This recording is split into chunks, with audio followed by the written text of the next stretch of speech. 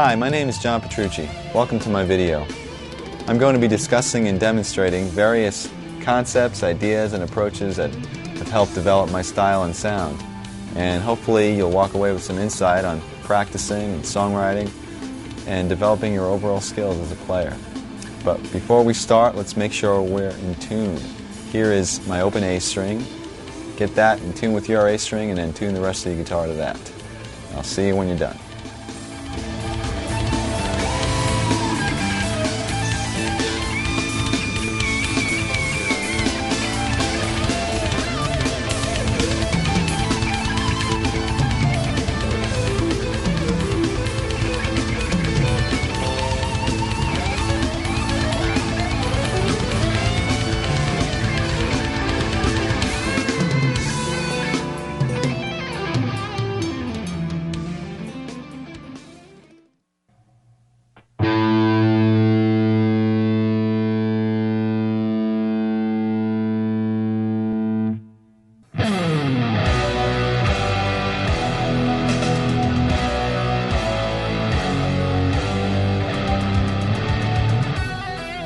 Okay, I'd like to begin with some warm-up exercises, and we're going to start with a couple that don't involve the guitar at all. So put your guitar aside for a second. And what we're going to do here is we're going to stretch the muscles that basically are involved when you're playing guitar. And I really think this is essential to having a productive practice session or gig. And it's also essential to not hurting yourself and cramping up. And it's very similar to what an athlete would do before they went in to play a game or do some exercising. Okay, the first one begins with stretching the back and shoulders and arms. And guitar players tend to slouch when we practice, so these are really important. We're going to start with stretching your arm across your chest. Ooh, my arm just cracked, and yours might also. But you can feel it basically right through your back and your shoulder and your arm. And you should hold these stretches for about 10 seconds each. And then do the same thing with the other arm. Then after that, you can pull your elbow up over your head like this. And you can feel that stretch right through here and in through your back. And then once you do that, you can repeat these exercises as many times as possible.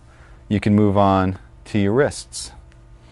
And we're going to start with stretching this part of the wrist by pulling your hand gently towards you. Don't pull too hard. You don't want to hurt yourself.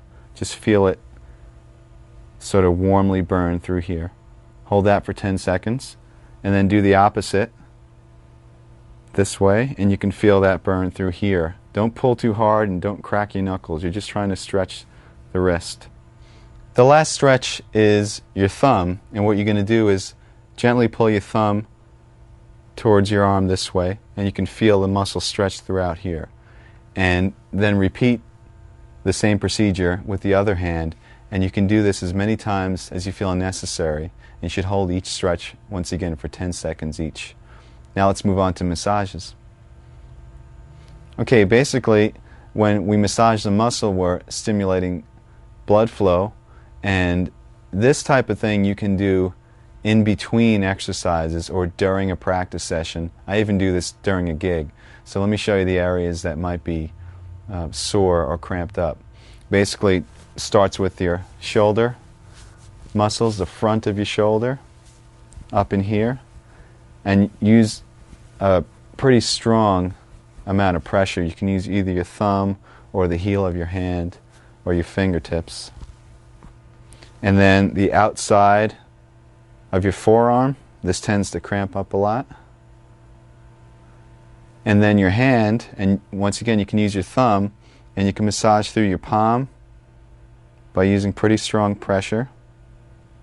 And you can also individually do your fingers like this, going all the way to the tips.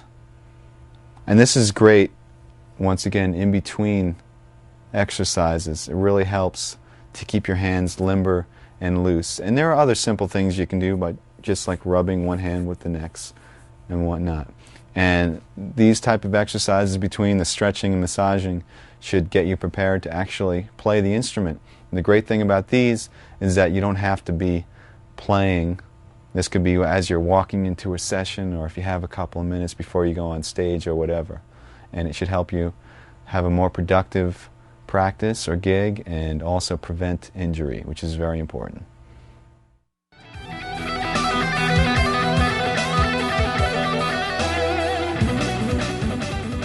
Okay, now I'd like to demonstrate some warm-up exercises applied to the guitar. So pick up your guitars again.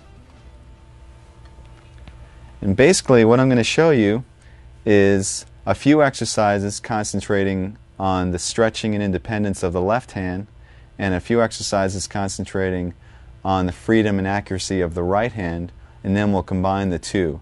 Remember, the goal here is not to develop mega speed, but really just to warm up your hands and get them comfortable so later on we can accomplish some bigger tasks. So first let's work on the first left hand exercise.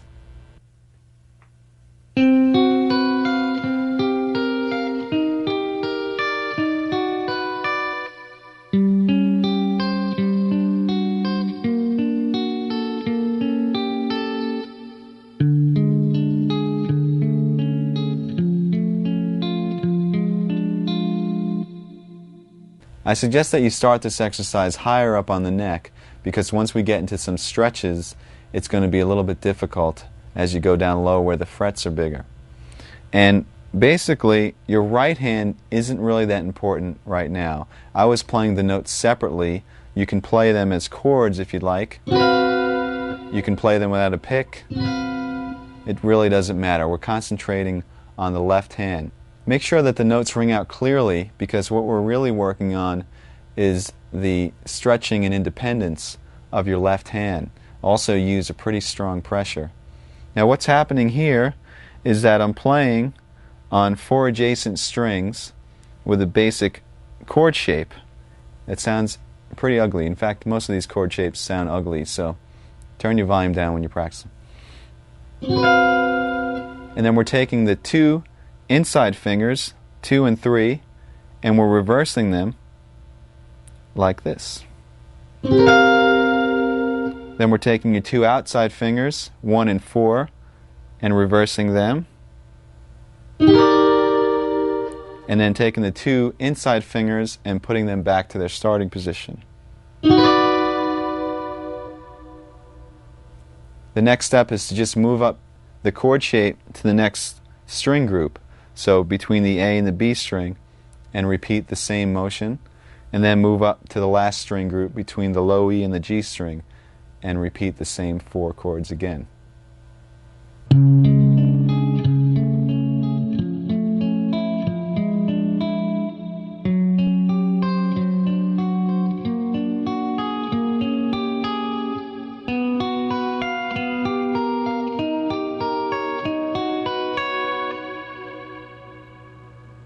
Okay, what I just played is the continuation of the first warm-up exercise. Basically, when you're through, you're going to have a sequence of stretches that continue down the neck. So this is considered part 2.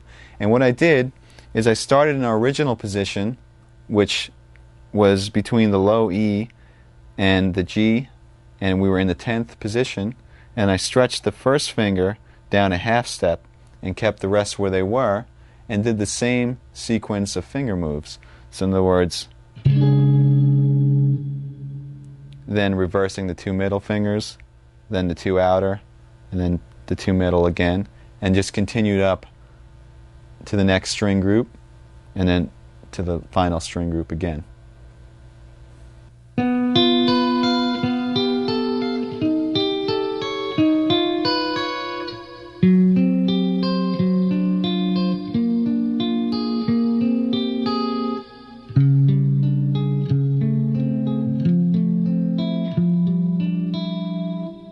Alright, that was part 3 of the exercise, and at the end of part 2 we ended up with this position between the first string groups.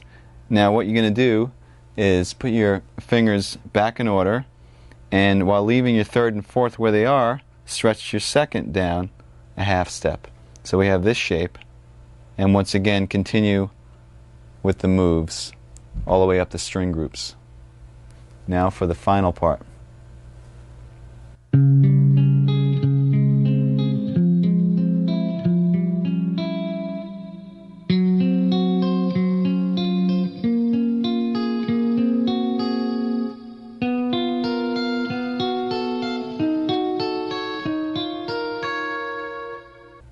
Okay, that was the final part, and if you haven't guessed already, what we did is we moved our third finger down a half step while keeping the pinky where it was.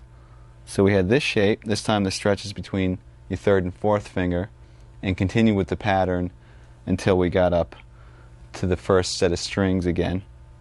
And then all you do is you bring your pinky down a half step, which brings you to the exact same shape that you started with, but you're a half step lower, because we started originally in the 10th position, now we're in the 9th position. And that's the first warm-up exercise. Okay, the second warm-up exercise for your left hand is basically a variation of the one that we just finished. You can start in the 10th position again with the same setup, and we're going to do the same moves.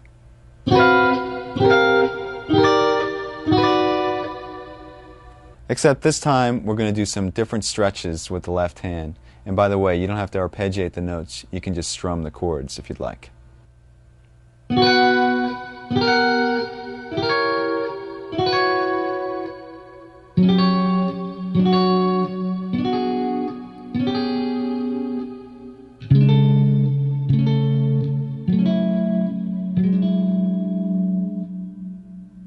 Okay, this stretch was different in that instead of moving one finger down a half step, we move the first finger down a half step and the fourth finger up a half step. So we have a double stretch between the third and the fourth and the first and the second. And then we did the same exact moves.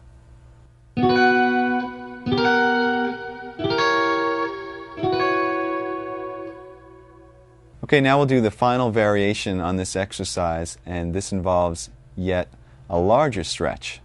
Here's how it goes.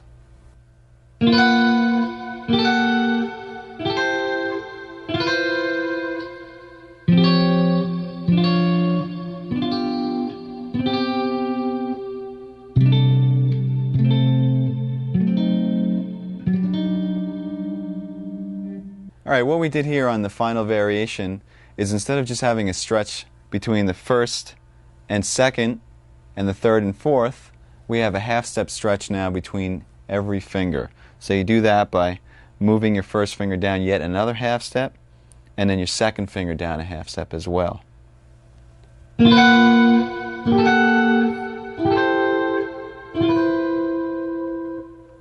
Remember when doing these exercises to make sure that the notes ring clearly, and see just how far down the neck you can go by moving downward by half steps. Now, for all you crazy guitarists out there, there is one more variation that involves some super stretches. Remember, don't hurt yourself.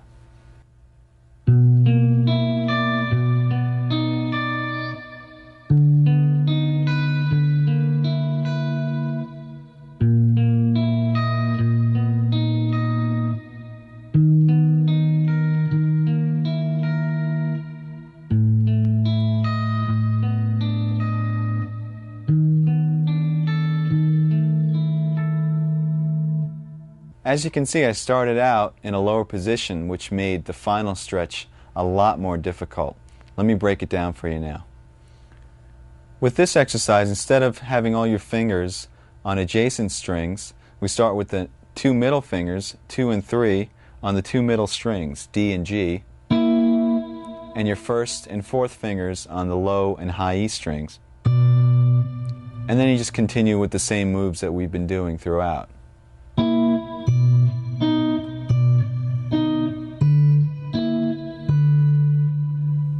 The moves from here should look familiar. We move the first finger down a half step, and the fourth finger up a half step, and then the first finger down one more half step, and the second finger down another half step, creating a full step between each finger for the ultimate stretch. What I usually do is I play these exercises in sequence, one after the next without stopping. I start on the 12th or 10th fret and work my way down chromatically until I can't stretch anymore. Now let's turn our attention to right hand exercises, and you can give your left hand a rest.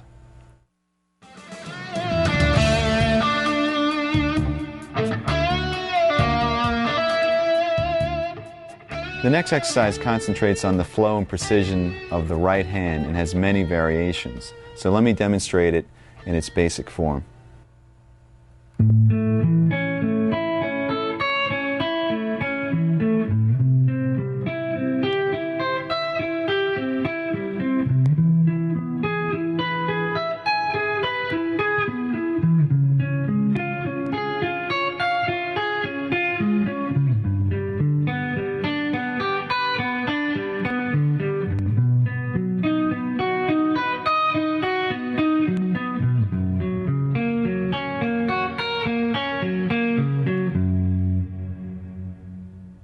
As you just heard, that exercise involved notes that were being arpeggiated intervallically. So let's talk about the left hand shapes that I was going through. It's based off of a major bar chord form with an added third, except you're playing the notes separately.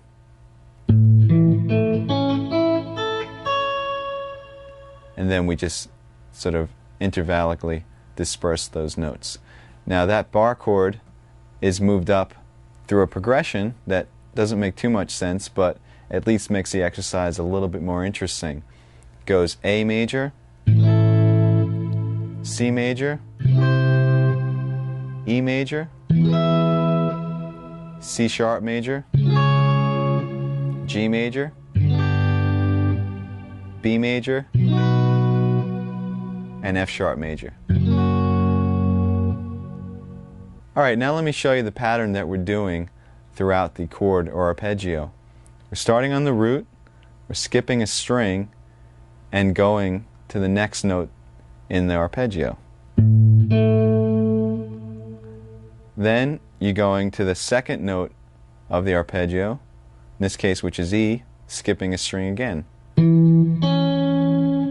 Then to the third note of the arpeggio, the fourth. So we have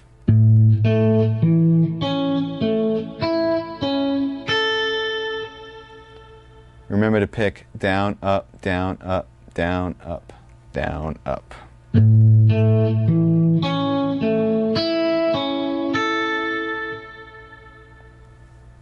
To descend, you start on the added third, which is C sharp on the E string, and skip down to the G string. Then up to the B and skip down to the D. Up to the G, skip to the A. Up to the D string and skip to the E.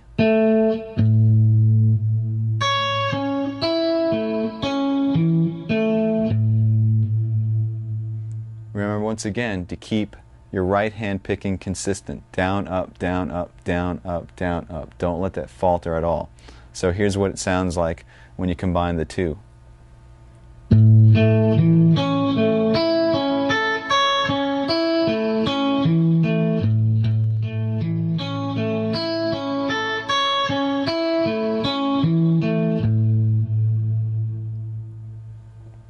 And then from there, just go through the sequence of chords that I outlined earlier, and you have the entire exercise. Okay, now that you know the initial exercise, all the variations involve the right hand, and we're going to concentrate on our picking. First of all, instead of starting with a downstroke and using down, up, down, up, down, up, do the same exercise starting on an upstroke and consistently playing up, down, up, down, up, down throughout the entire exercise. That's going to look like this.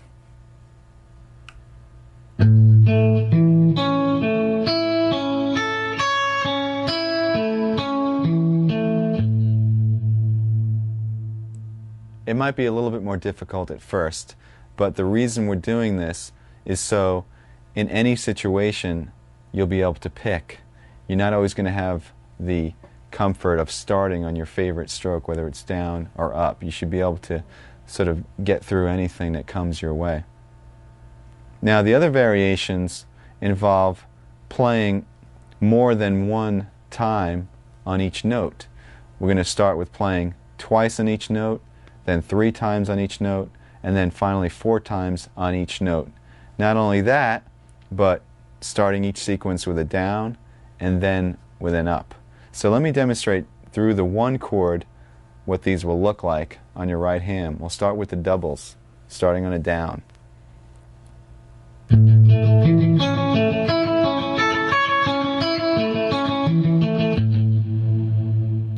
Then double starting with an up.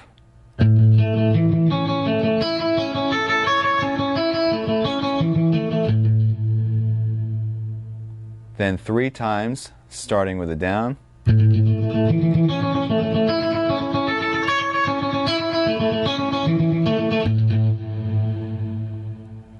3 times starting with an up.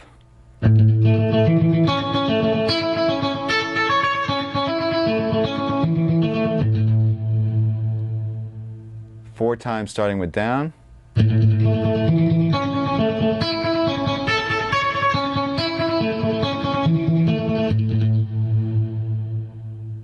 And finally 4 times starting with an up stroke.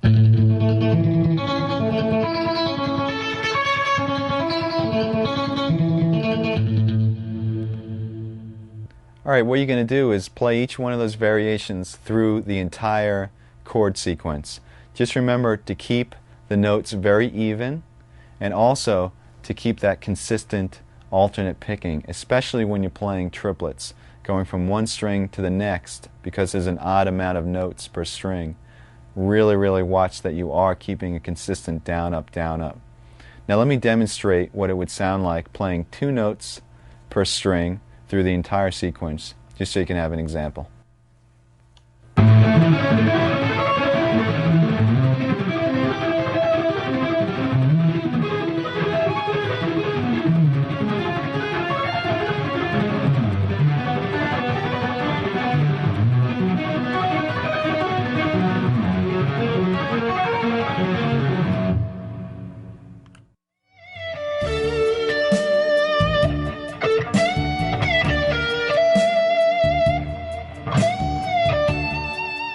I basically have technique broken down into 4 categories.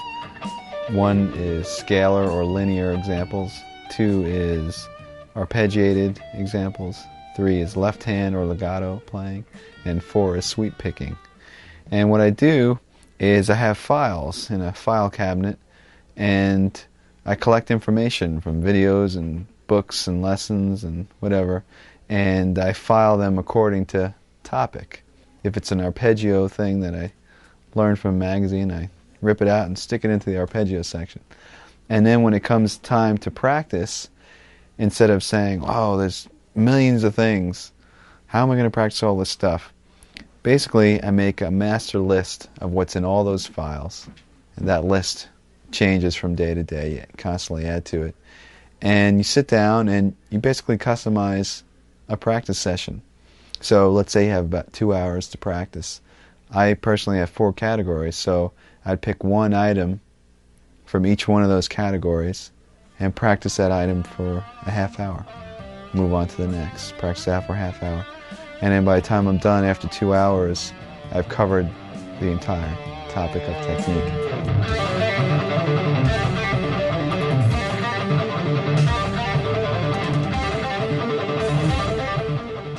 Okay, now that we concentrated on the left hand and the right hand individually, let me show you a few exercises that are equally effective for both hands.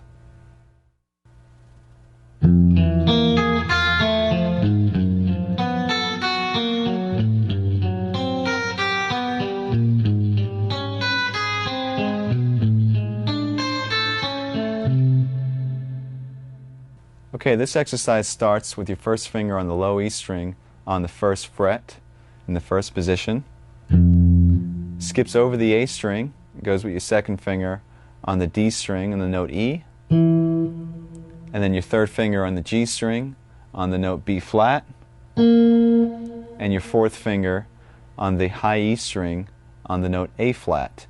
And your right hand is picking, once again, down, up, down, up.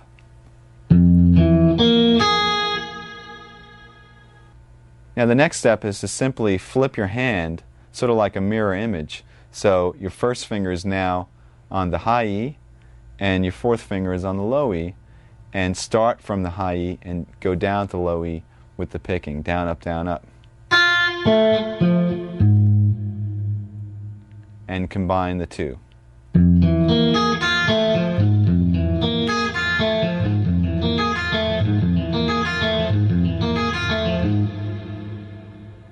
What I did after that is I ascended chromatically, and you should take this all the way up to the 12th fret, and then descend using a similar but slightly different pattern. Here's how it goes.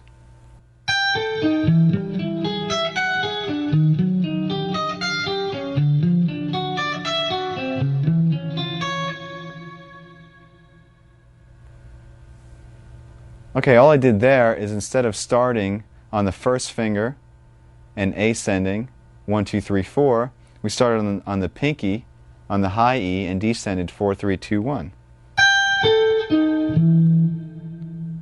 Once again picking alternately, and then we reversed that image like a mirror and started on the fourth finger once again on the low E.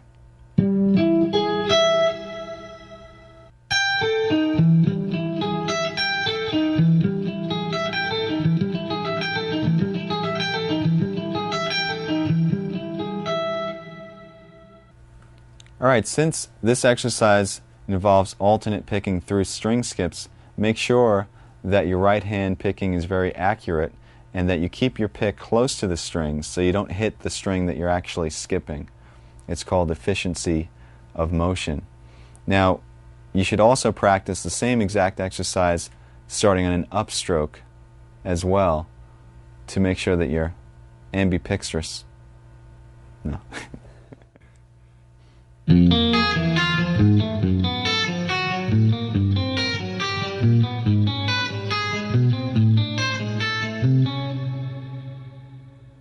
That was a slight variation on the exercise that we just did. Instead of playing the notes in order, 1, 2, 3, 4, I'm playing 1, 3, 4, 2, 1, 3, 4, 2.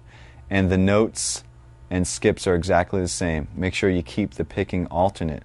Let me show you now the descending version.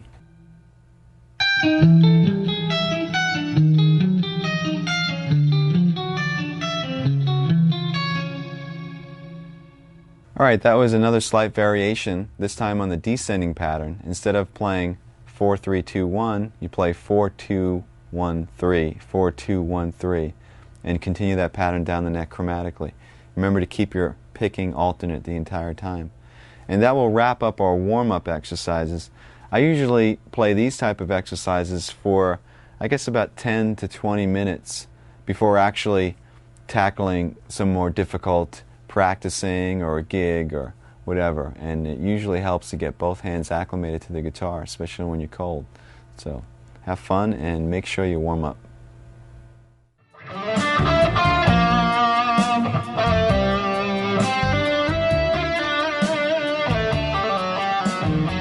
In order to realize our creative visions, it's essential that we develop the craft of our instrument, which leads us to the area of technique. I'm going to show you a whole bunch of different exercises that concentrate on developing speed and accuracy. Now for me, the most effective tool for developing these areas is the metronome. Whether that metronome is a simple click or a drum machine or sequencer isn't important. The important thing is that there's a steady and even pulse. Now practicing and playing to a metronome will help you to play accurately at any speed and also show you how to subdivide the beat any which way that you want. Now the first exercise involves a very familiar looking shape. It's based off of an A major scale in the 4th position, 2 octaves. So let me show you that fingering first.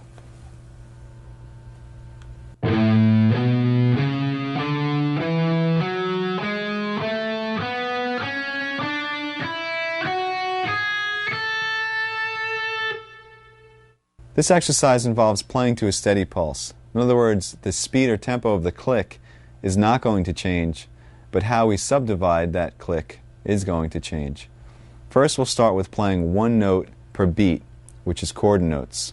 Now, I have a metronome setting of 66 beats per minute, which is really slow, but by the time we're done, you're going to be playing a lot of notes per beat, so it's important that we start slow. Remember also to keep a consistent down, up, down, up, down, up picking pattern the entire time. Here is chord notes to the metronome. 3, 4.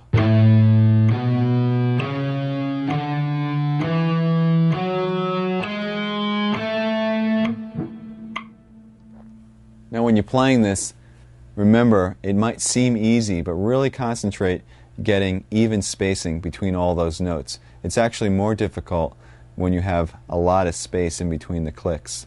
Now let me demonstrate eighth notes to the metronome. This would be 2 notes per beat. 3, 4.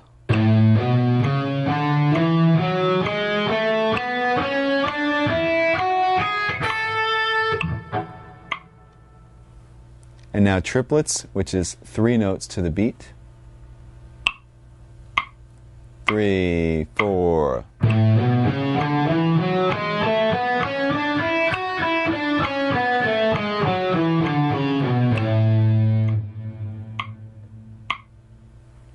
The next division is 16th notes, 4 notes per beat. 3, 4.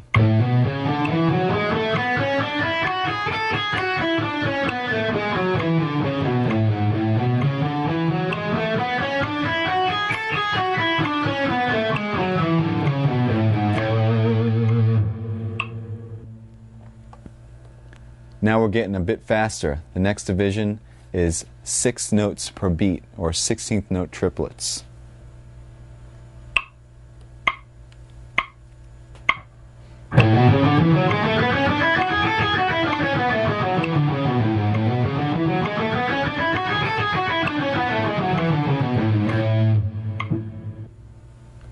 And the last group is 32nd notes, or 8 notes per beat. And this is going to be quite faster than what we started. But remember, the pulse didn't change at all. It's just the division of that pulse. 3, 4.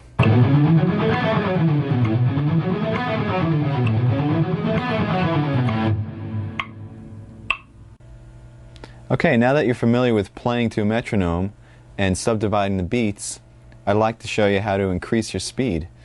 And what we're going to do here is we're going to develop accuracy at high speeds.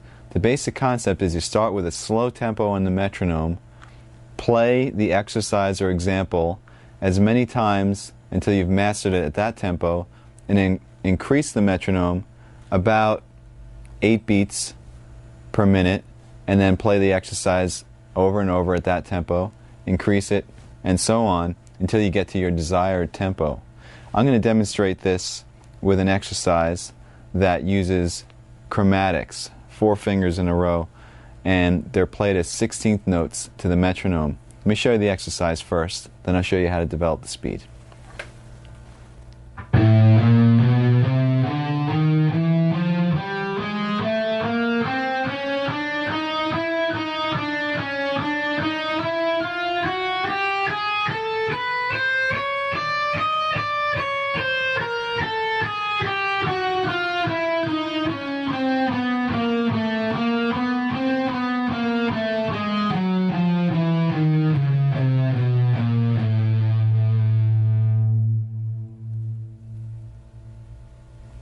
As I mentioned, this exercise is based off of a 16th note pattern, which means you're going to be playing 4 notes per beat.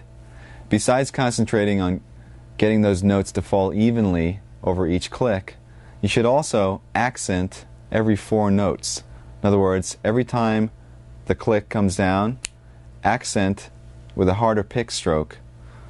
So your group of 4 would sound like this.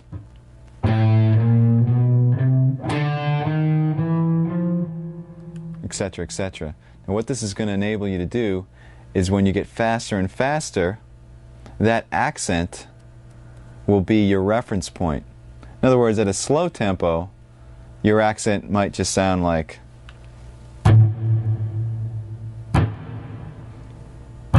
etc. And you'll be able to know where you are. But at a faster tempo, when the notes are whizzing by, your accent might be, in other words,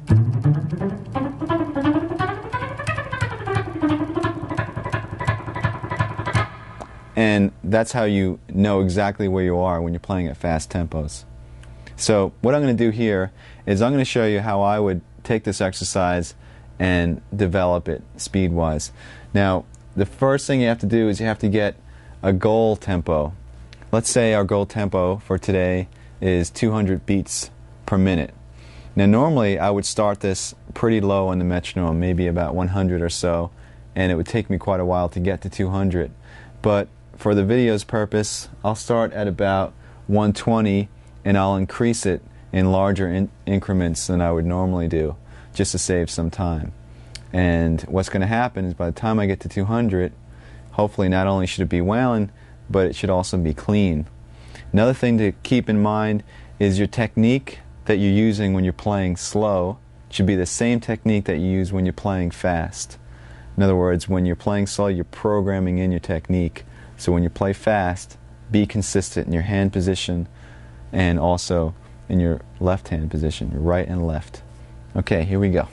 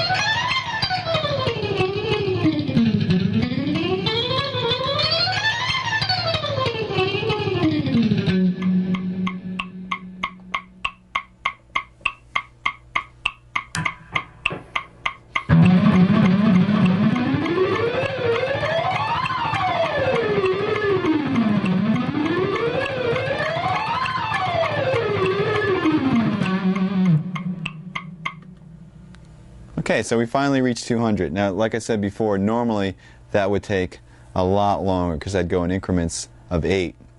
Now, if you find at any point along that development that you just don't have it, it's not coming together, it's not clean, like I'm going up to 200. If 176, I felt like I was pushing it, it's a good idea to back the metronome down.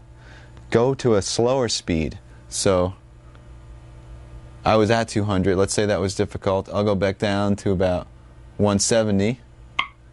Try to get comfortable there first.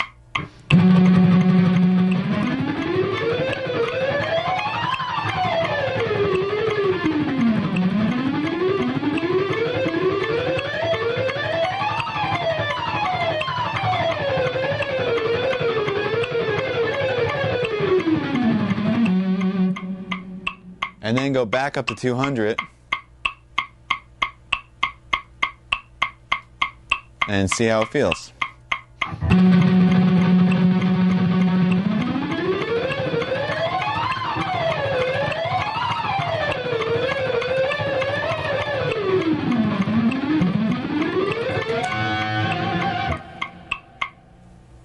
On a similar note, if you reach this desired speed that you're going to and you still want to push the envelope a little further, what you can do is, let's say you want to hit 208 now. Go past 208, go to like 216 and just kill yourself, and then go back to 208 and that tempo will feel a lot easier. Let's attempt that.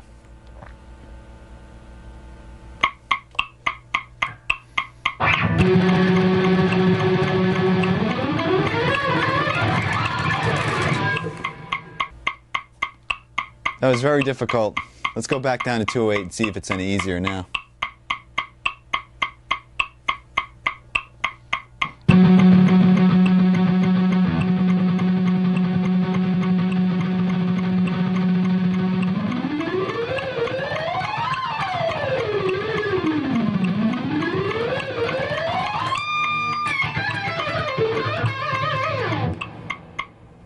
Okay, so it's pretty much there. So you get the idea about pushing the envelope and then going back. Just remember, make sure that you're clean and accurate. And remember to accent the notes as well. Okay, now I'd like to demonstrate the same technique, building speed and accuracy, but this time with a 16th note triplet pattern. You're going to play 6 notes per beat, and it's based off of a 3-note per string pattern in E minor. So here it goes.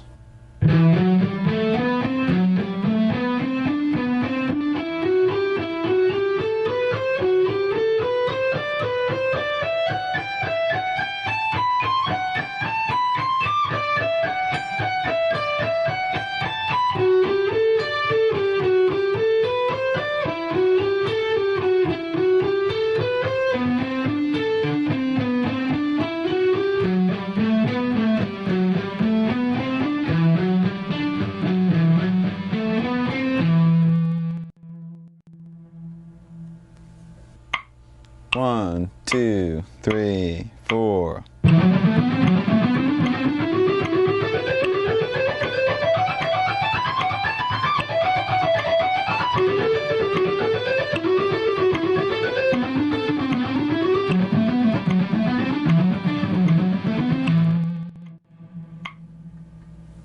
Okay, then you would follow the same steps to get to your goal tempo. Let's say your goal tempo in this case is about 126. Let's hear what it sounds like at that tempo. 1, 2, 3, 4.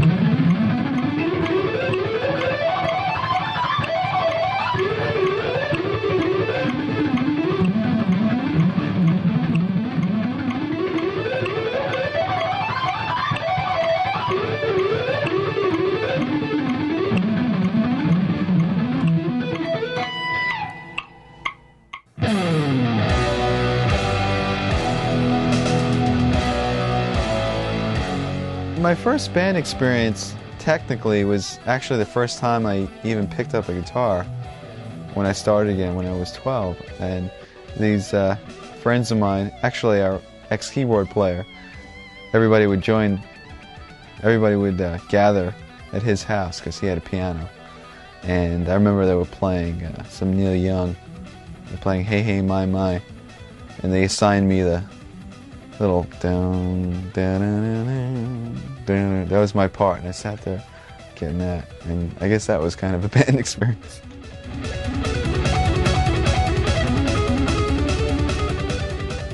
Another good way to develop speed is to work on what I call fragments or segments. That is, if you have a long exercise or passage that's really difficult to play, instead of trying to swallow the whole thing, take bites, work on small sections and develop that section and then connect them one by one until you have the big picture. This way you can concentrate on one little thing at a time as opposed to tons of notes. Now I have several examples of what I call scale fragments, and they're little patterns that you just play over and over and over and over, and eventually I'll show you how to develop these into long scale sequences that you can use in soloing and whatnot. So let's start by going through the different scale fragments.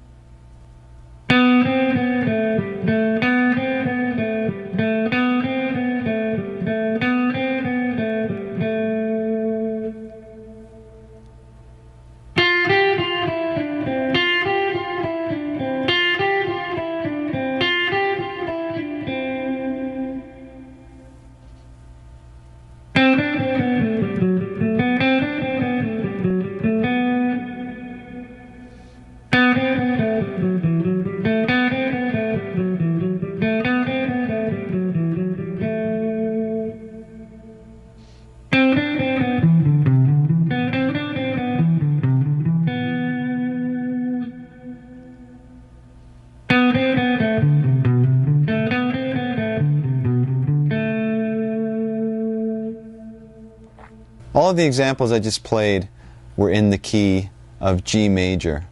You can play these anywhere on the neck between any two strings. It doesn't really matter. You can practice them chromatically, meaning if you were playing this one, perhaps play it 4 times in each position and then move up a half step.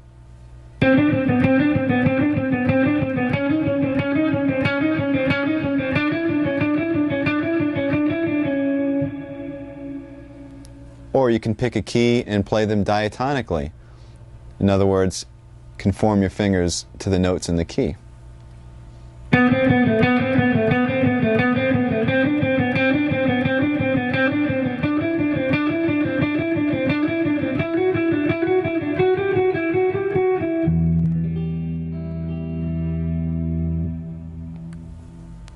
You can practice these scale fragments with the metronome, as we discussed, or there's a couple of other ways to develop speed. First way involves playing the exercise over and over and over, but starting in a slow tempo and gradually increasing the speed and then bringing it back down to a slow tempo. So you're almost like revving, you're almost revving your playing. And as you do this, as you play faster, you can also vary the degree of dynamics that you pick with. You can pick harder or softer. It's a really good way to develop the speed. Here's an example.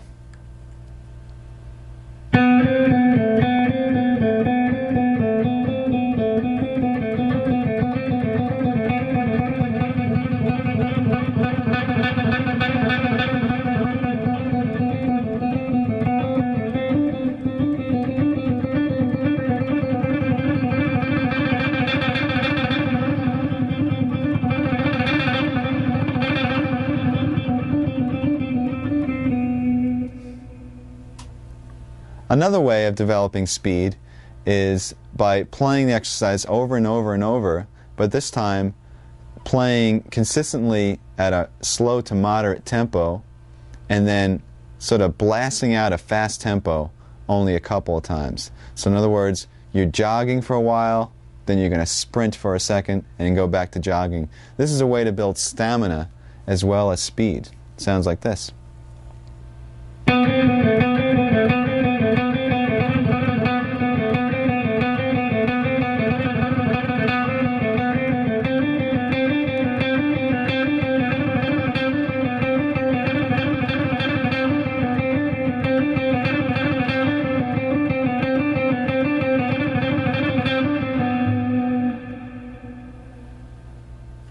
Now, a fun thing to do when you're working on all these exercises, since they're pretty similar, some of them are using 16th notes and some are 16th note triplets, is to sort of interact. In other words, mix them together. Like you might have one that sounds like, which is what I've been playing for the last couple of seconds. And there was another one that went. There was also another one that went. Try combining some of these exercises randomly and use your imagination. It might sound something like this.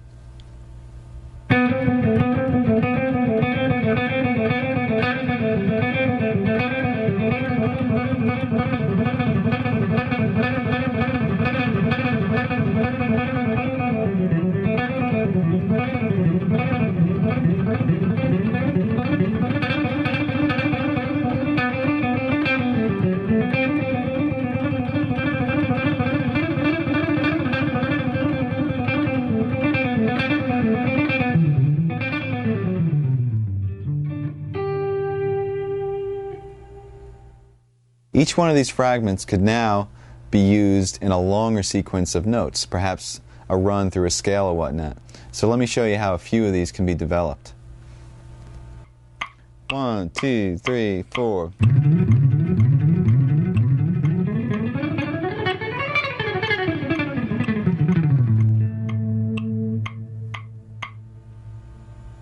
You should recognize the first part of that as the 3-note per string fragment that we did before.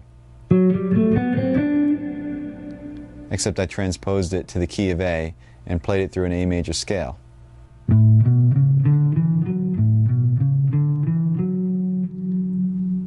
the sequence consisted of playing that same pattern starting from each string.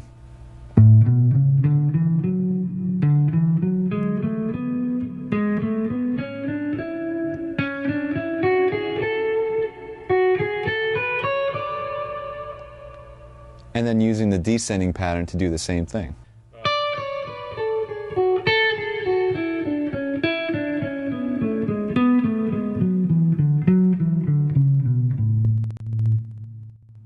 And you can play these patterns through the scales. You can change positions. You can play and repeat the sequence in any position as many times as you want. Just kind of mix it up. And that makes for a good run in a solo if you're trying to build some tension. I'll demonstrate that a little bit later. Let's move on to another long sequence of notes that's based off of another fragment.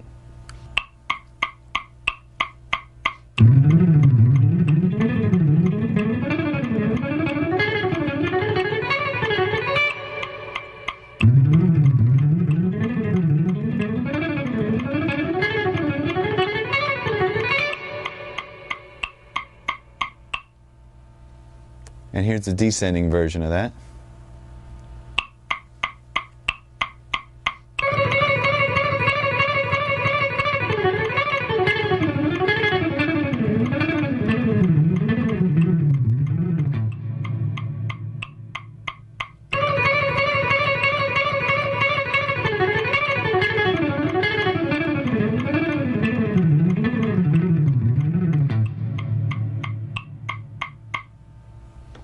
Okay, once again, hopefully you recognize the little fragments that originated these little runs. And descending, while it's fresh in our mind, came from that and sounded like this.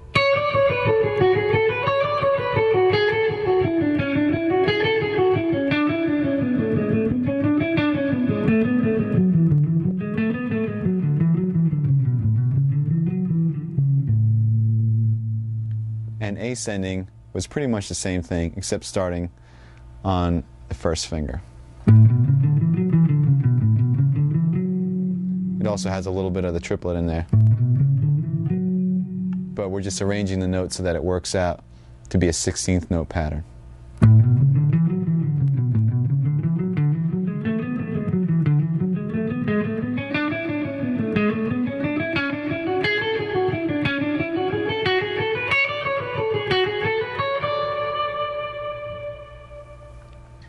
Here's another example using a fragment that includes string skipping.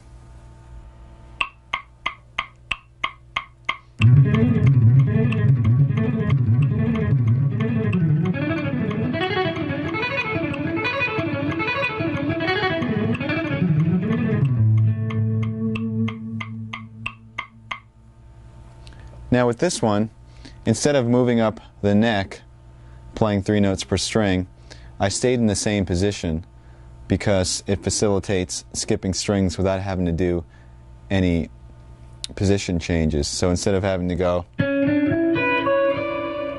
something awkward like that, we're staying in the same position. So the scale shape I'm doing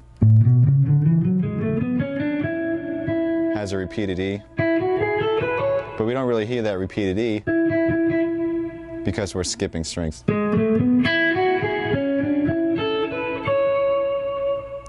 Here's the pattern slow.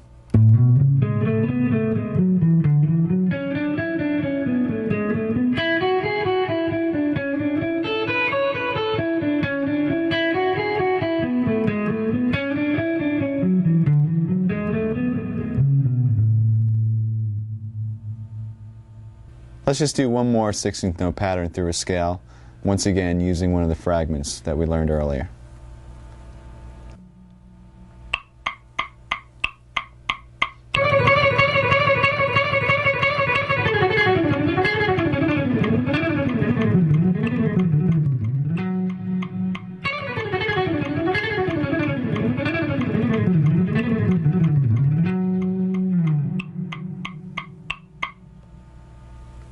Here it is slow. See if you can recognize the fragments in this one.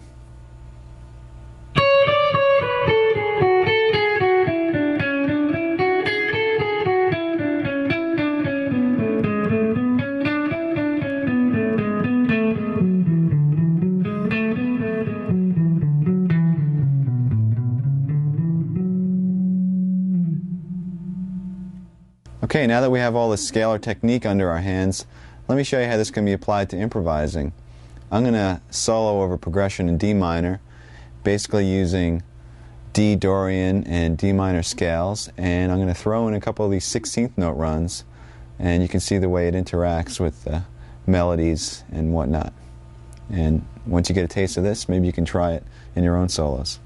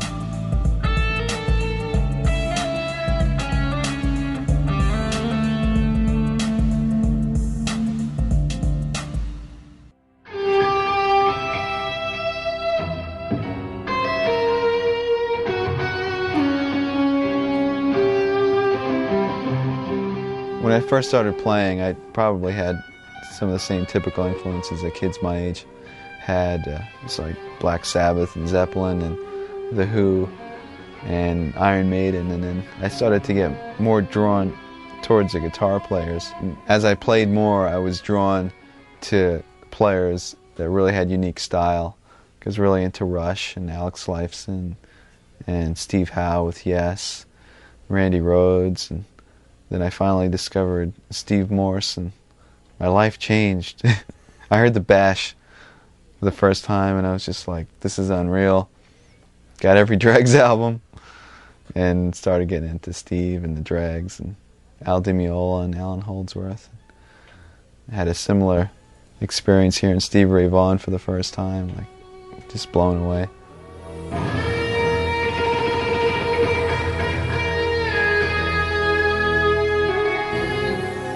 One of the more difficult techniques for most guitarists is using alternate picking through arpeggios. Now this has been something that's been difficult for me for a while, and it's actually making me kind of mad, so I analyzed what the problem was, and I came up with an interesting little fact. First of all, the problem always seemed to arise when I was encountering what I call inside the string picking. Now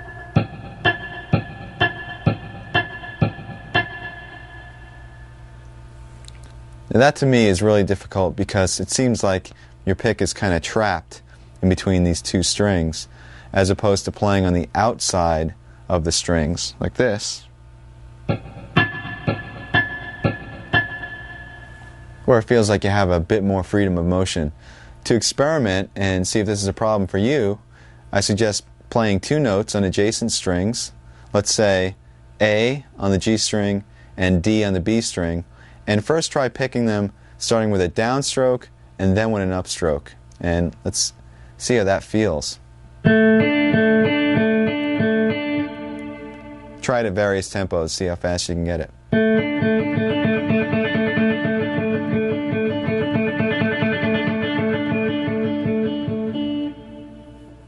Now do the same thing, but start on an upstroke and go up, down, up, down. You're going to encounter that inside of the string picking phenomena. Let's try that.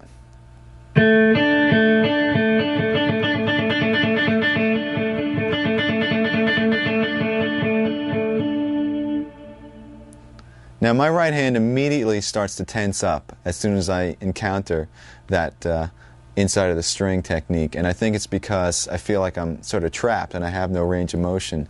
This is usually a problem for most guitar players.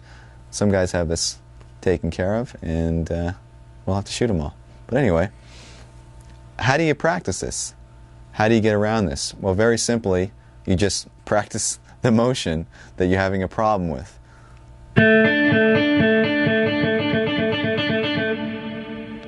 Now, this could be very boring if you sit there doing that for any period of time that's going to make it effective. So what I've done is I've come up with a little etude that practices and concentrates on the inside of the string picking. And by the way, if you ever have something that you're trying to work on and you need to develop it, come up with some little progression or etude or song. It makes it a lot more interesting. So let me demonstrate it for you now slow, and then I'll play it up to tempo.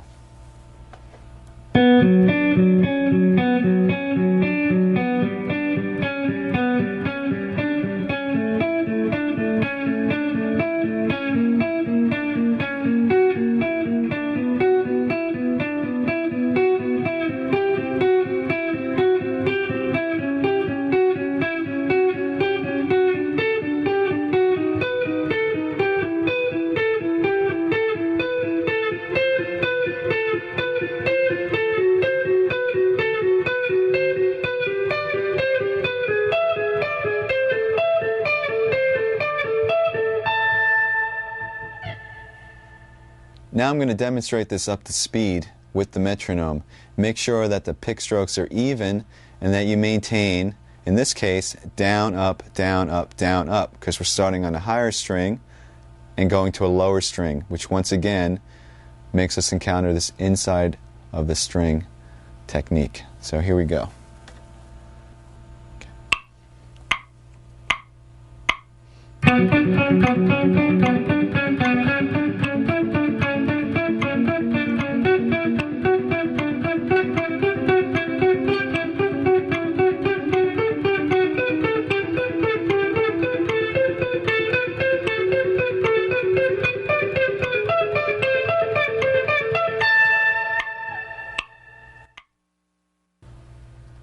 Now that exercise specifically narrows down the problem and concentrates only on that problem.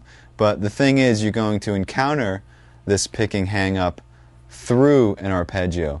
In other words, some part of the arpeggio you'll have no problem playing, and other parts you might have this inside of the string thing. Let me demonstrate on a major arpeggio. If I play G major in the 7th position, I have down, up, down, up. Now the initial down, up isn't a problem. Either is the next down. But it's when you go to the D on the G string, you have the inside of the string picking down, up.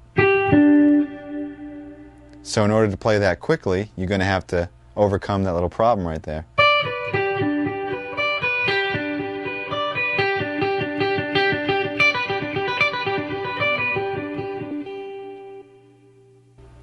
So once again, instead of practicing that same arpeggio over and over, I came up with another little etude that incorporates major and minor arpeggios, and that picking hang-up is kind of snuck in the middle of the arpeggios. So it's not just only concentrating on that, but it's incorporating it into a larger picture. Here it is slow.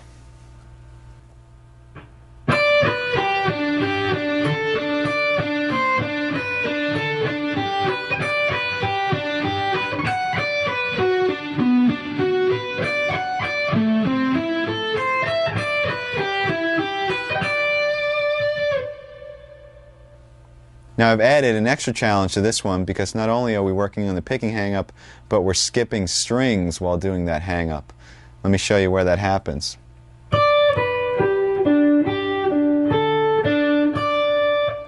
Right over here between the D and its octave, between the D and the C, between the D and the B.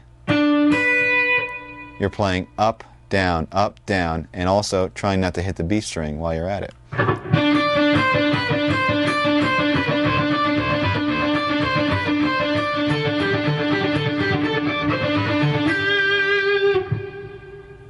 Here it is up to tempo.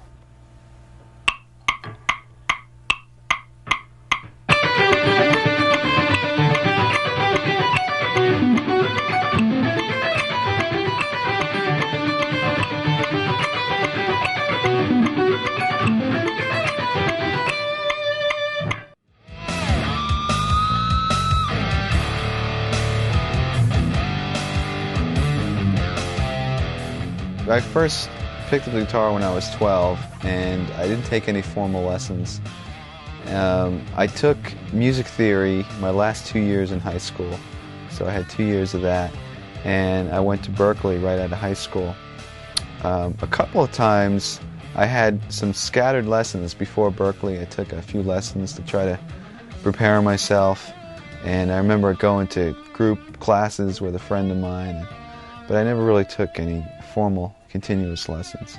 By the time I went to Berklee, I had been working on technique and chops and stuff like that, and I had a couple of years of classical music theory. So when I came into Berklee, all the things like arranging and sight singing and harmony and a jazz perspective, I had no clue. So I remember taking the placement and just getting in like level 1 of everything and starting from scratch. And I think that the most I learned there was in harmony and about chord structure and progressions, and also how to continue to learn, because that was one of the things that I kind of picked up on, is that there's such a resource out there, whether you're going to school or not. I mean, it's great to go to school because you have the discipline of going every day, but there's just so many resources out there. And the students that really applied themselves, whether it was to the library, the listening rooms, or attending recitals, they really excelled. And the ones that just kind of sat there and thought it was all going to come to them eventually weren't there anymore.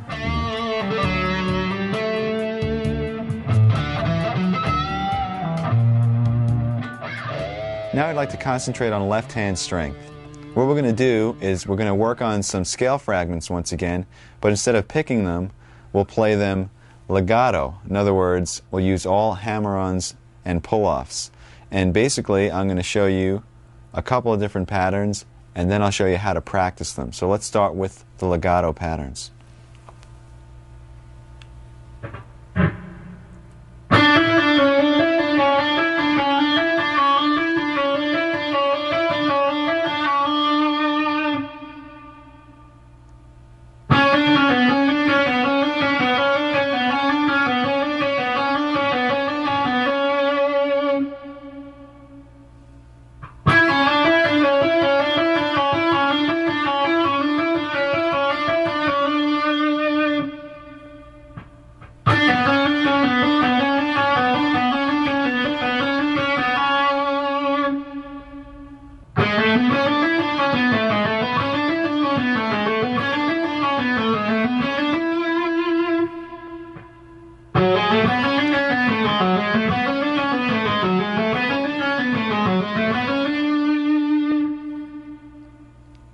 Okay, this is how we're going to practice these. You're going to play each pattern to a watch this time for a minute each.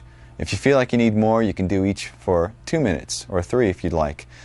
The idea is to not stop. Do one exercise into the next, a minute each. And you can play them at varying speeds. Just make sure that the notes are clean and that you're using complete legato technique. Now, with the last couple, notice I did pick, except I only picked when I was ascending from the D string to the G. Happened right over here.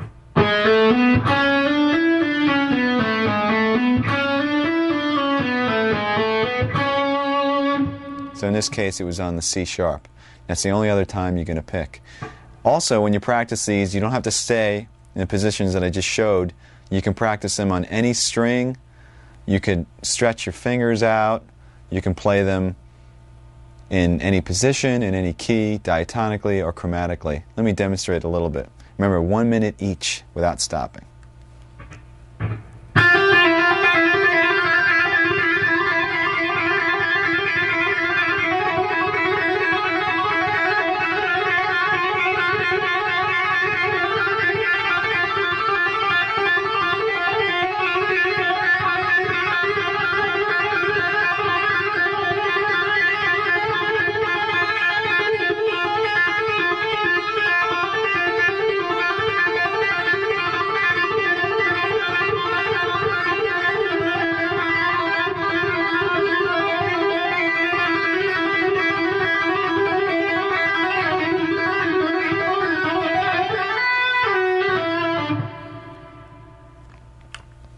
That's the idea. Okay, once you get those all practiced, I suggest that you do our little massage thing that we talked about in the beginning, and also stretch your wrists, because it's time to take those fragments and put them into expanded sequences through scales using very little picking. Once again, this is called legato. Here's the first exercise.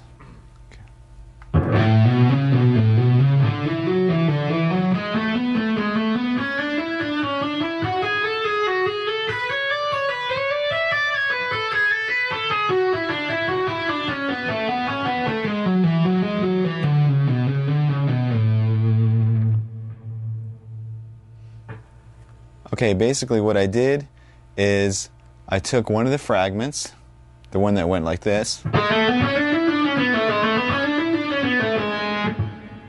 and also another one that went like this,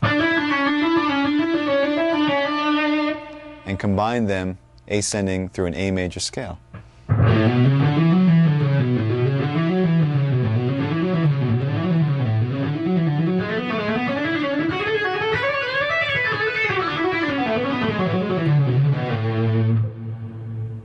Descending, we shifted up to the next position in the key and worked our way back down the scale. Let me play the two scale positions by themselves, just so you know what they sound like straight through.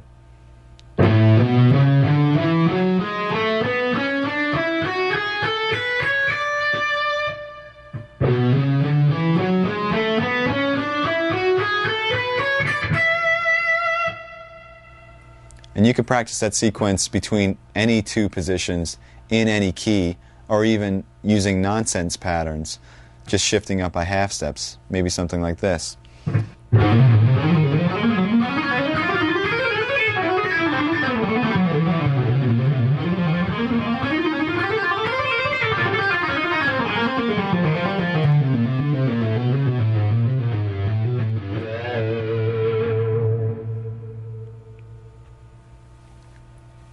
Now let's hear the original pattern up to speed.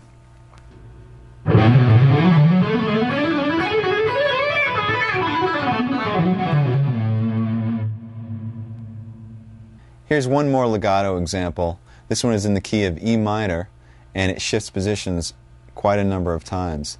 So practice it slowly and make sure that you get those position shifts clean and clear.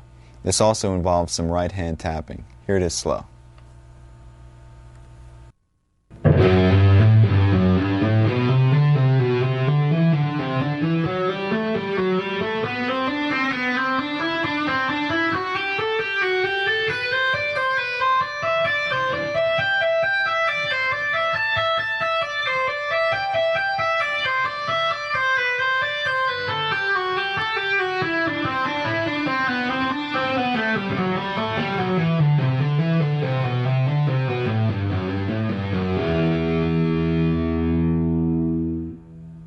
Let's break this down into segments so you can practice each section and then put it all together.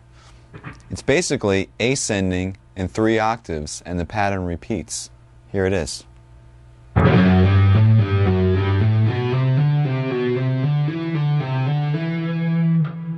So it's starting on F sharp and ending on E, and then starting on F sharp an octave higher,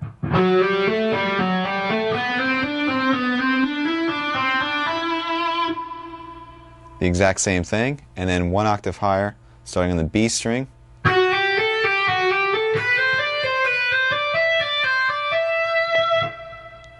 So this is a perfect example of practicing segments and then connecting all of them to get the whole run.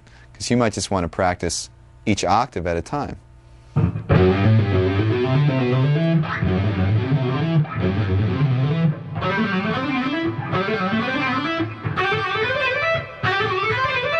Then put it together.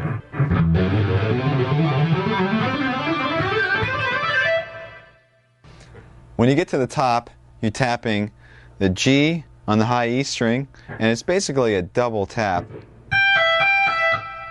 And then you're tapping A, and then back down to G.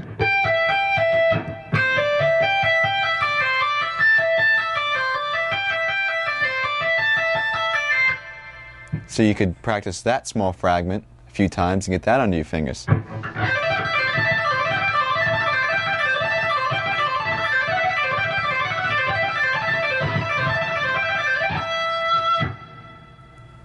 And descending, we have another 3-octave pattern.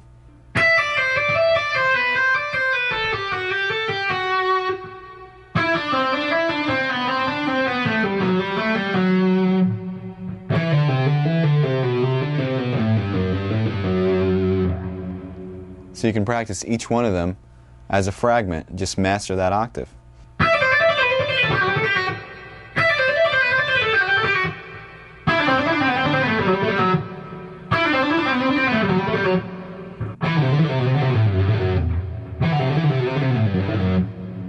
And then put them all together.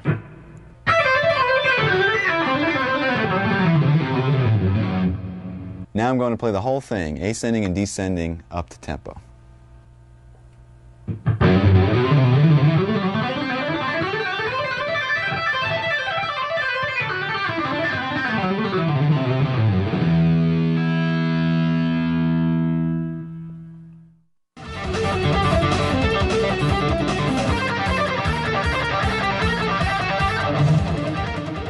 When we first started the band, we were all 17 or 18 years old. So the last album that we just put out, I mean, it's like almost 10 years later.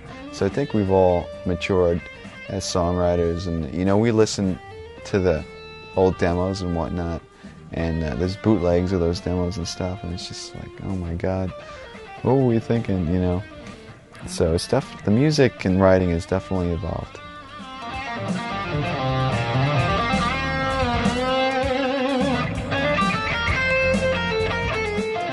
To wrap up the topic of technique, I'd like to introduce a different style of picking other than alternate.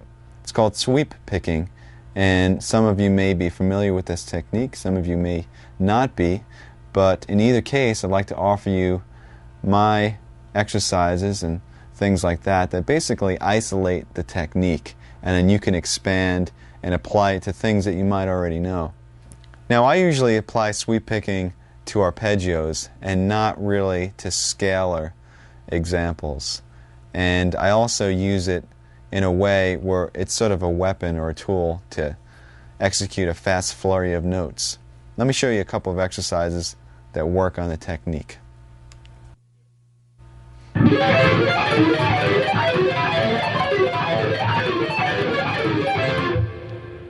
Alright, there's two things to keep in mind when working on this exercise. One of them is to separate the notes of the left hand. In other words, you're not playing chords, but you're separating the notes and playing arpeggios. And also, with the right hand, you want to separate the notes as well. In other words, don't strum them all together, but push down on the pick so it knocks into the next string, sort of falling from string to string. You don't want to make separate motions like this. You want to push the pick down, down, down, down, and then up, up, up, up, pushing against the strings. Now you can actually mute the strings and work on just the right hand.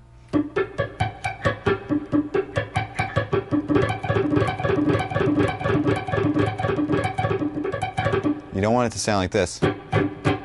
You want the separation. The left-hand pattern is very similar to some of the warm-up exercises we were doing. It involves 4-finger mirror type shapes. It starts 1, 2, 3, 4. Then reverse and go 1, 2, 3, 4 again, starting on the high E. Move up a half step and play 4, 3, 2, 1 from the D to the E string. Do the mirror image and play 4, 3, 2, 1 from the E to the D. Here it is again.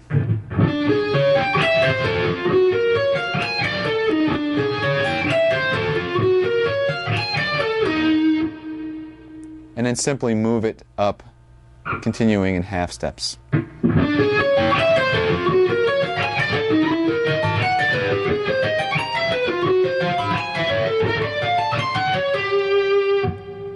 You can also play this on different string groups if you want.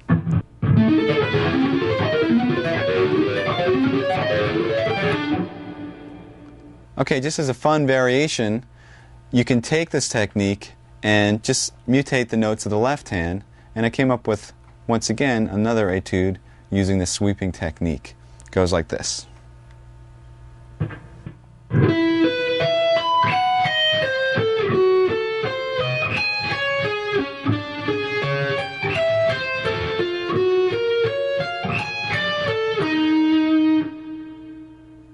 Here it is played to the metronome at 176 as 16th notes up to speed.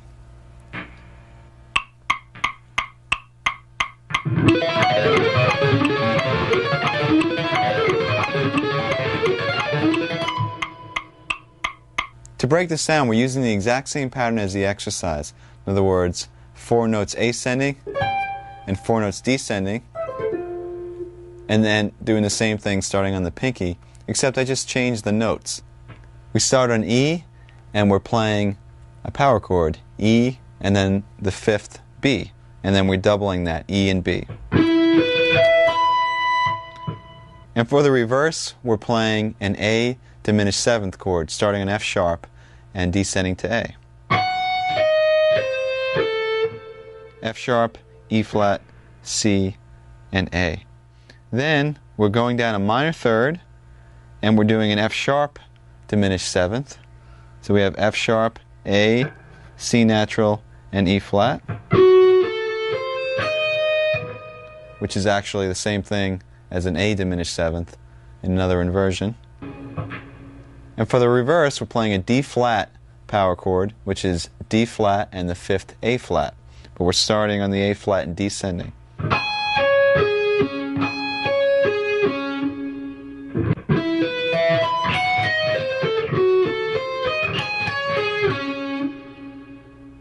And to finish it up, we're doing the original exercise.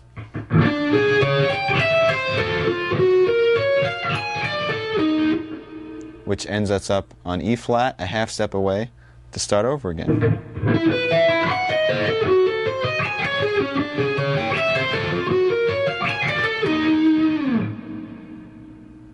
Here's one more sweep picking exercise. This one's applied to arpeggios. Let me demonstrate it for you slowly.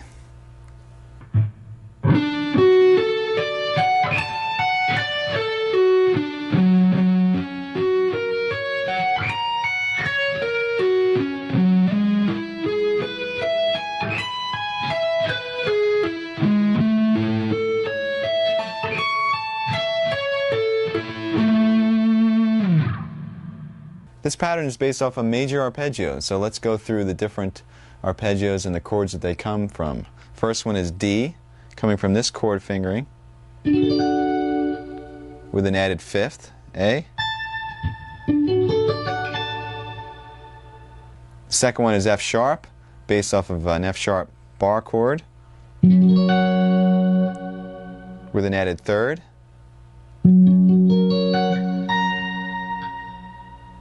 The next one is E major, based off of this chord form, once again with an added 5th. And the last one is A major, based off of this bar chord with an added 3rd.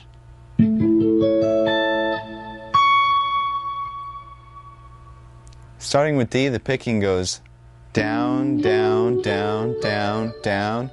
When you get to the A, that's when you're going to reverse and play an upstroke and pull off to the F sharp. And and then the rest of the arpeggio is descending using all upstrokes. Remember to separate the notes. You're not playing a chord.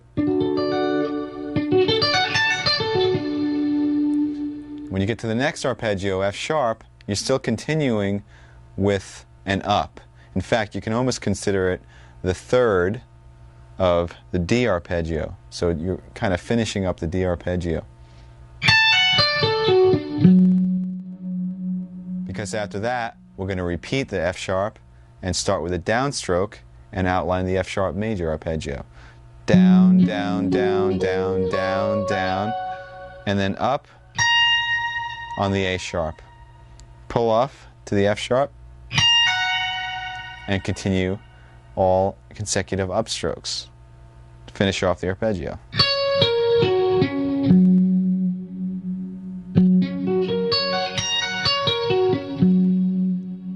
So from the D to the F sharp, it sounds like this.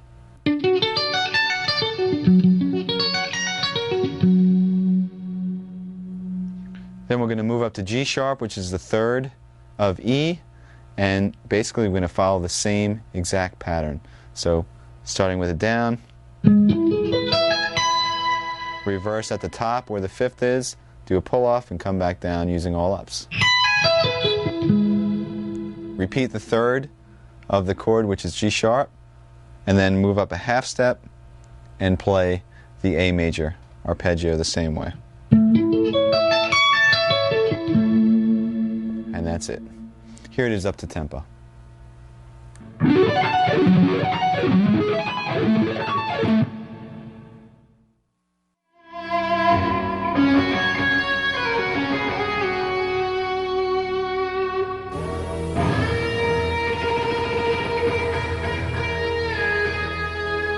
The majority of our writing process is together as a band.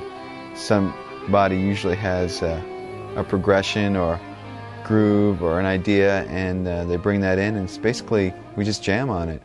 We set the tape recorder and just kind of go for it, and out of those jams some solid ideas start to happen, and we start working on arrangements, and before you know it we have a song.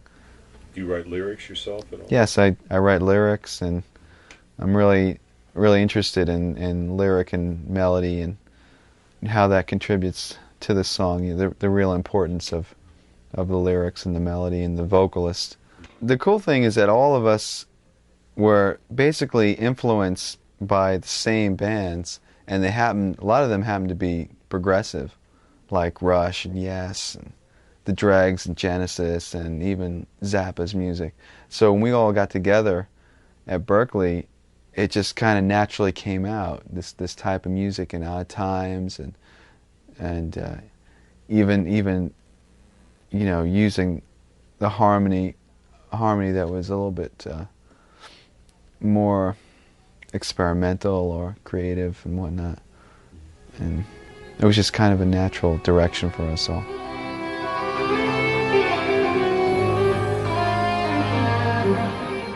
We've been focusing in a lot on developing techniques for soloing and chop building, but let's switch gears now and concentrate on building your chord vocabulary. What we're going to do is we're going to take the ever-faithful power chord by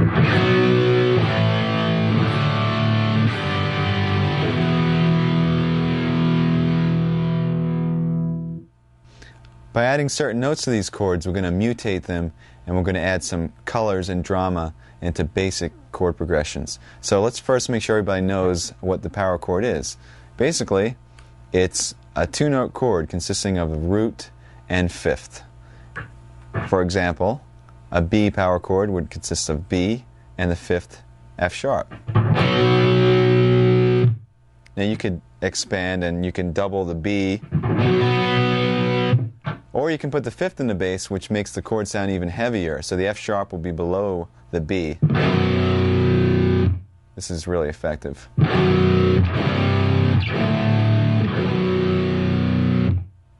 And one other type that's not really a typical power chord, but it's a progressive power chord. You take the root, the fifth, and you add the ninth on top. It sounds like this.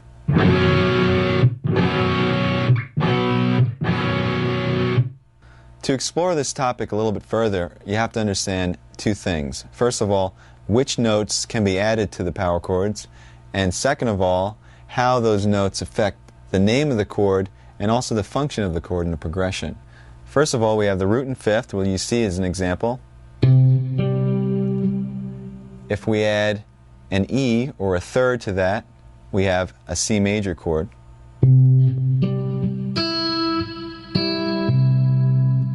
If we add an E flat to that, which is a minor third, we have a C minor chord.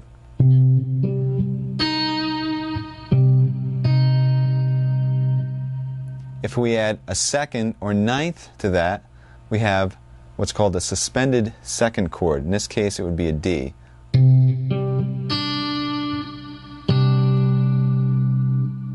If we add a fourth to that, we have what's called a suspended fourth. In this case, the fourth would be.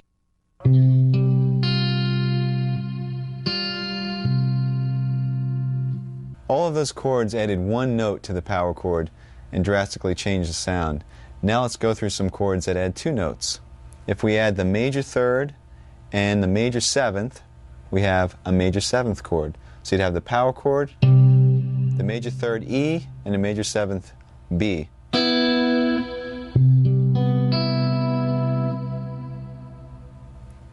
If we add the minor third and a flat seventh, we have a minor seventh chord. In this case, it would be an E flat and a B flat. Added to the power chord.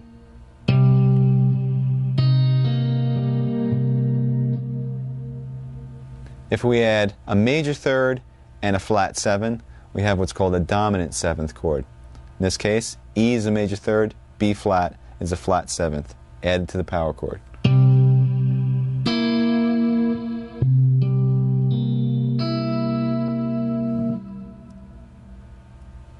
And now there are a couple of chords which I call add nine chords.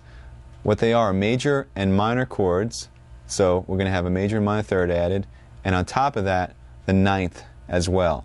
A major add nine would add a major third E and a 9 D.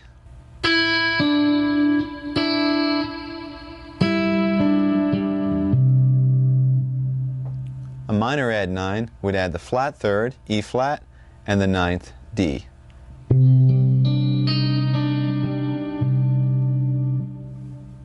Now let's talk about how the 11th added to the power chord changes the name. We'll keep the major third, and we'll add an 11th, and we end up with a major add 11th. Here's the power chord, here's the major third, here's the 11th. Don't worry, we won't be playing these fingerings. And the final chord is a minor 11th chord, where we add three notes: the minor third, the flat 7, and also the 11th, which once again is F. And just to make this easier for now, we'll put the 5th in the bass. Now what this new information allows us to do is to take a simple chord progression that you wrote, maybe you have a great melody going, and develop the sound of the chords to add some spice. Let's say the chord progression we have is all power chords A, F to G. Very, very typical.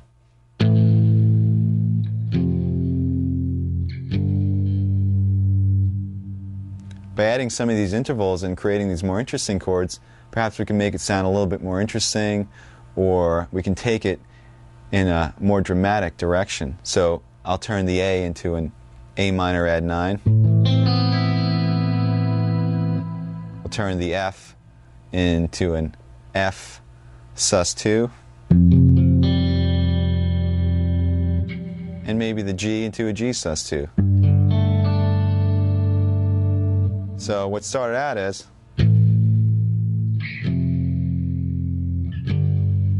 now it sounds like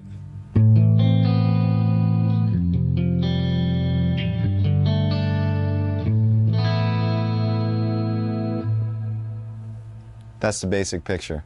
Now, unfortunately, when you're trying to play this stuff loud and heavy, it's going to sound pretty bad because of the dissonance of the intervals. I know you don't want to hear this, but I'll demonstrate.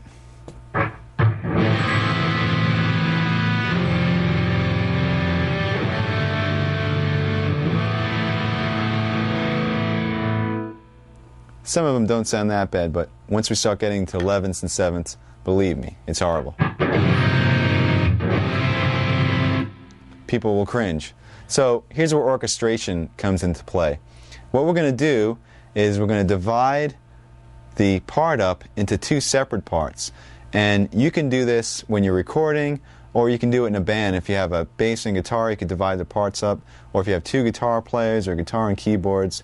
The concept is one guy plays the power chord, or the root and the fifth, and the other guy plays the added tension. Sometimes it's either one note, sometimes it's two, sometimes it's three.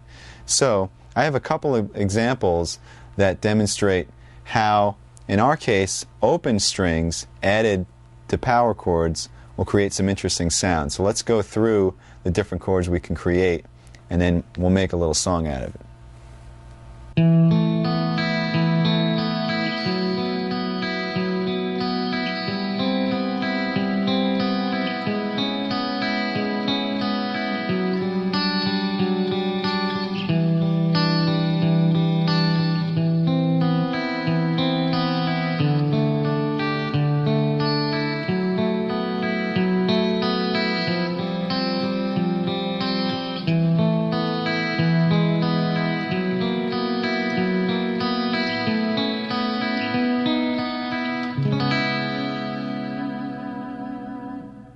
The first power chord was an A.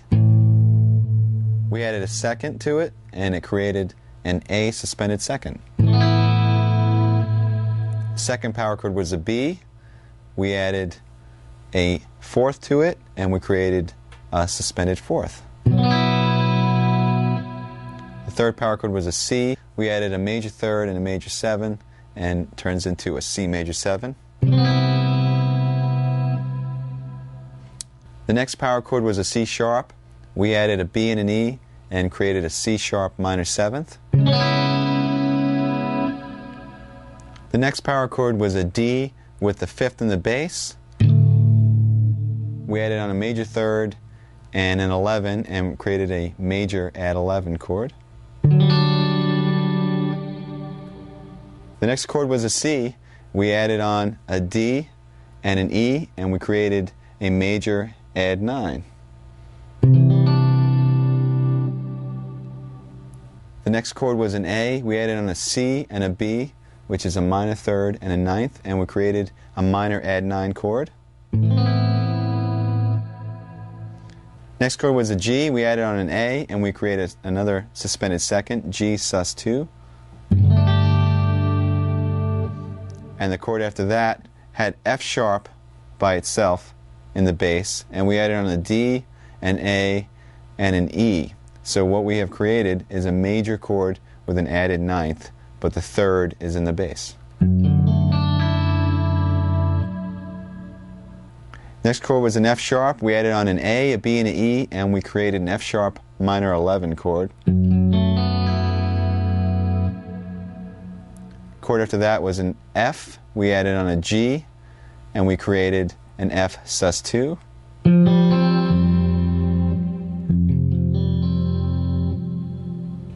After that we had an E, and first we made an E suspended fourth by adding on the fourth A, and then we made an E major by adding on the third G sharp. So we had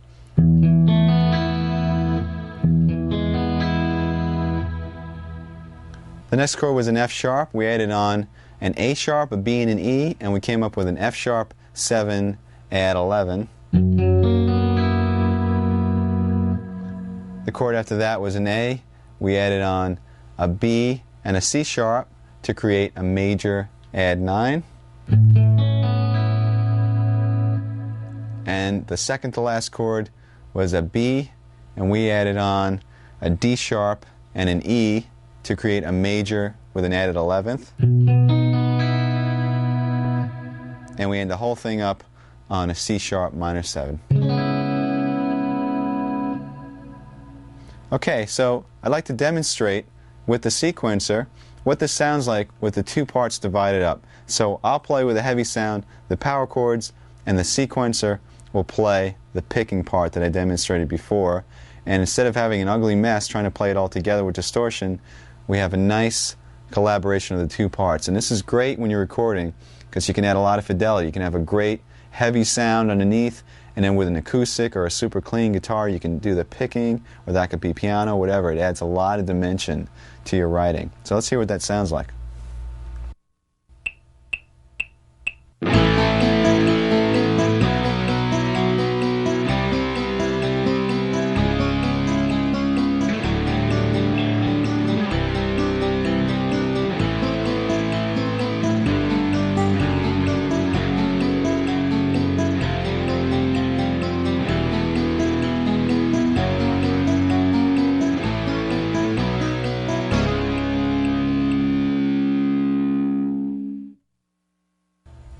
As you can see, our power chord has come a pretty long way. We started with some really basic nonsense, and we came up with some pretty cool sounding chords. Now, granted, the progression that I created for that exercise really doesn't make too much sense. So let me show you a little song that incorporates a lot of those chords and is more like a piece of music. I mean, you can use it for background to a vocal part, or it could be backing up a solo or whatnot, but it uses basic power chords that I'll be playing, and the sequencer will be playing the second guitar part. And check it out.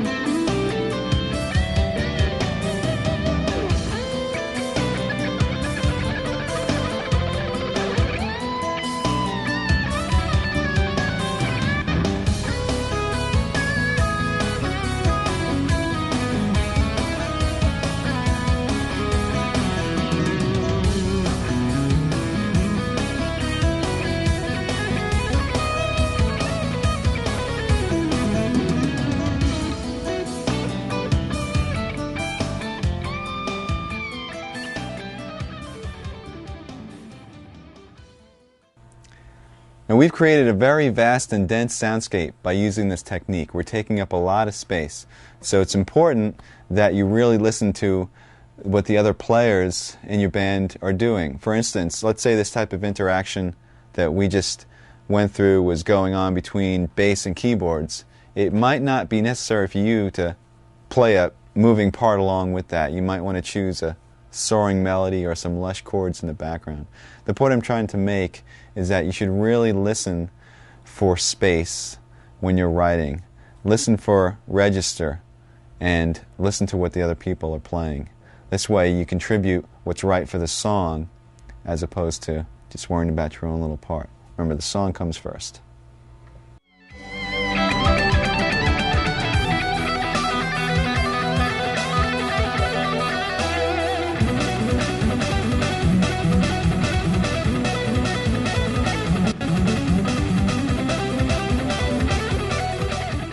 Yes, it is.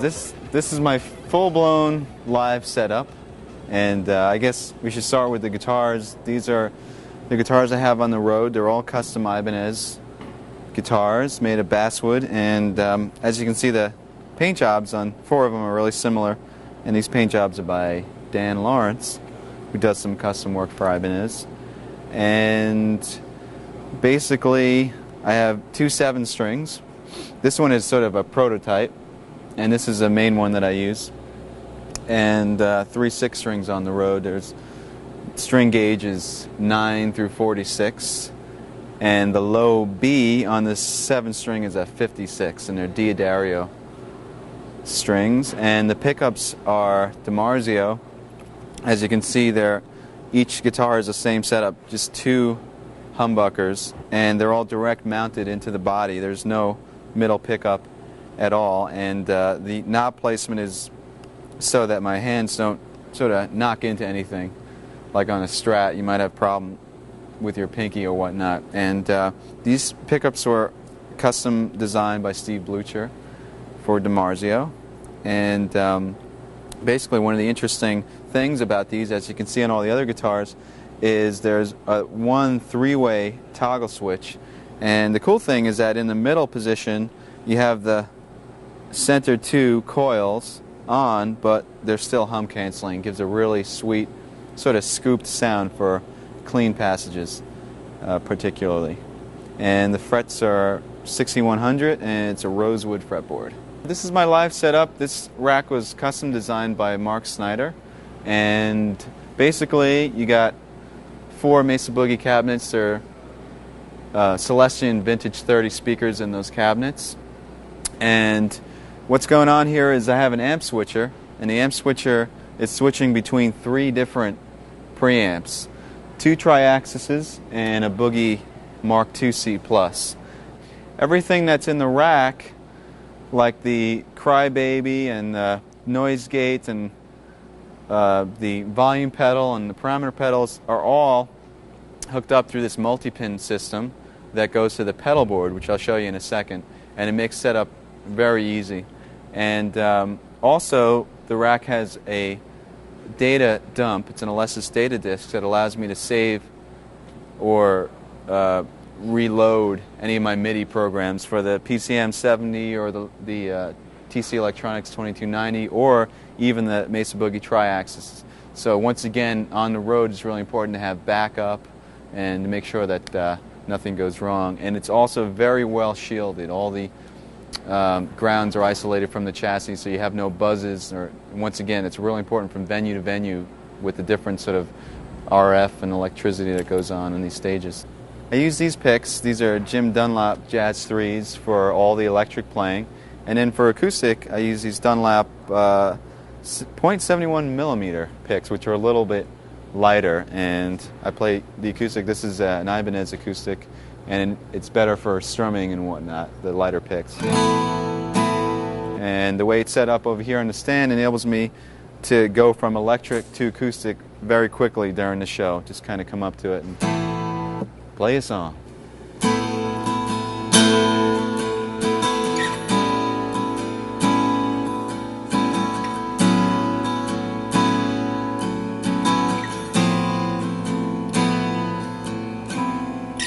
Okay, this is the pedal board that I use live, and this was custom designed by Mark Snyder. Once again, as you can see, here's the other end of the multi-pin that's coming in, and basically that has all your connections for the tuner and the Mesa Boogie Abacus pedal board, parameter pedal, a volume pedal, and a wah pedal, and that includes all the AC. Just one cable right to the rack and to the pedal board. And this is how I change my patches. Basically, each patch is designed so all your effects and amp switching and whatnot happens just with the press of one button. The cool thing about this rig is that it's very versatile. So not only do I have different patches for different sounds, let me demonstrate. You have a clean sound setting, different types of clean sound settings, like some with some cool delays.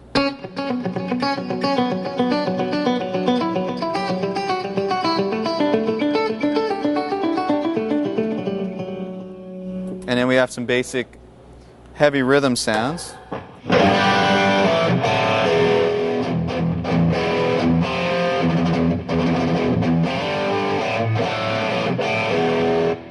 Some other rhythm sounds with different choruses and whatnot.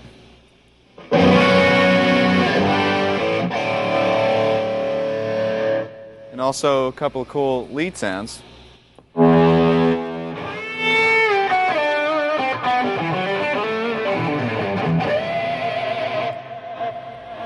One of the cool aspects about this pedal board is the real-time control over the parameters. In other words, I can control the parameters of the tri-axis to shape the sound as I'm playing, or I can control the effects parameters to maybe add some more delay or take delay out or reverbs or whatnot.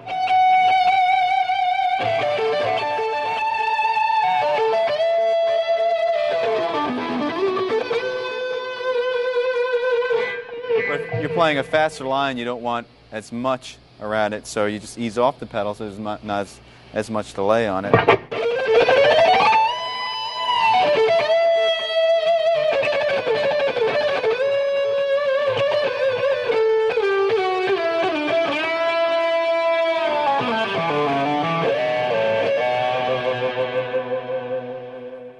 So you have full control over what you're playing. Well, there you have it. We covered a lot of ground in this video, and there's a lot of information to swallow. Just take your time and go through section by section and really try to get the most out of it. The best is to apply what you learn as well. I hope this has been inspiring and that you can use some of these ideas and approaches in your own playing and writing. And I had a great time doing this video. I hope to see you on tour. Bye-bye.